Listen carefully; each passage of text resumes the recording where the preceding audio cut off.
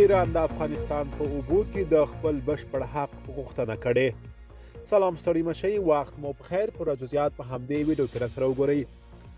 په کابل کې د ایران نوی سفیر د بهرنیو چارو له سرپرست وزیر سره په لیدنه کې د افغانستان په اوبو کې د خپل بشپړ حق غوښتنه کړې ده.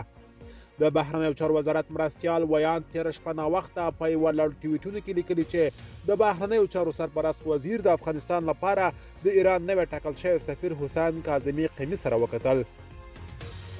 سرچینه وایي په دې لیدنه کې د دواړو هیوادونو ترمنځ په سیاسي او اقتصادي موضوعاتو خبرې وشوې چې دواړو لورو په خپلو خبرو کې د رښتینې ګاونډیتوب او دوه اړخیزو مشترکو ګټو د پاللو هوډ څرګند کړ.